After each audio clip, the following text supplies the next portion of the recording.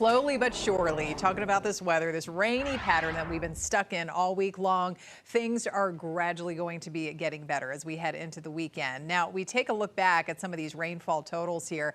Kannapolis, with all the flooding, taking the cake here for one of the higher rainfall totals, close to 6 inches. I know some areas did have even a little more than that, especially up into the northwest Piedmont there and even around Taylorsville. The foothills picking up 3, 4, 5 or so inches of rain. Boone, not far from 5 inches of rain. This is over the past 72 hours, so over the past few days. Rock Hill picking up close to 2.5 inches over the past few days. Statesville and Charlotte about 1 3/4 inches. And we don't have a whole lot of rain out there right now from the mountains and down through the Piedmont. It's not until we head into parts of upstate South Carolina and then east along Highway 74 that we continue to see this kind of training area of rain moving in closer to where we have a warm front located, so kind of riding along and near that boundary. But some light to moderate showers, nothing too intense around Lancaster, southern part of the county, out near Great Falls there, southeastern Chester County getting some of that. A couple of spotty showers around the Wadesboro area, but notice all the lightning strikes. That's closer to that wave of low pressure and the actual front, and they're in the warmer zone. Temperatures well into the 80s over eastern portions of the Carolinas. So that cooler air that has been locked in place over the past few days around here helping to keep us a little more stable.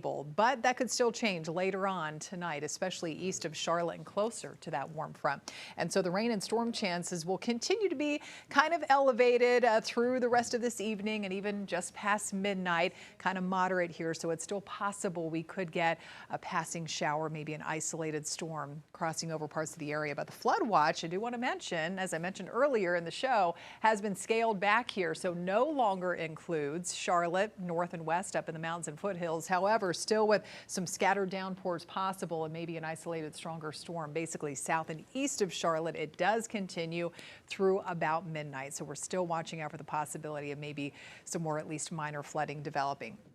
71 cool degrees, keeping it on the cool side for another day today. On this Thursday, temperature in the Queen City, we've got a light north wind and dew points are still nice and muggy, sitting in the mid 60s. But notice the warmth off to the east. We're close to 80. Cheraw, Rockingham at about 78 to 79 degrees, 79 in Lancaster. So that's kind of the more unstable zone here where we could get some of those stronger storms breaking out later on this evening. Meantime, keeping it cooler there, mid 60s heading up into the foothills and only around 60 up in the mountains. Now tomorrow, this cool air wedge tries to erode away. We'll see some breaks and peaks of sunshine going into the afternoon, so helping to boost those temperatures. More of us will be back up around the lower side of the 80s, and even though we're not expecting widespread coverage of the rain, a few showers or a few isolated storms will still be a possibility with that lingering front kind of stalled out near the area, that wave of low pressure lifting up to the north.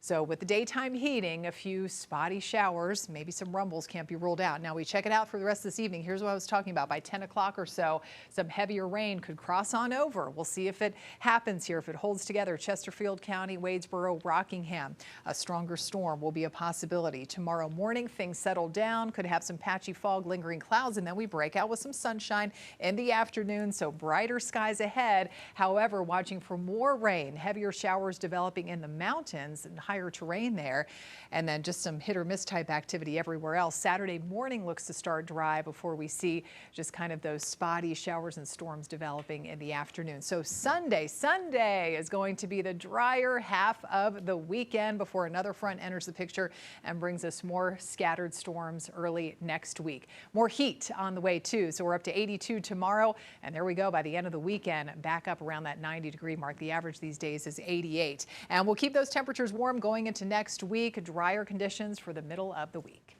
All right, yeah, come on weekend, sunshine. Tara, thanks.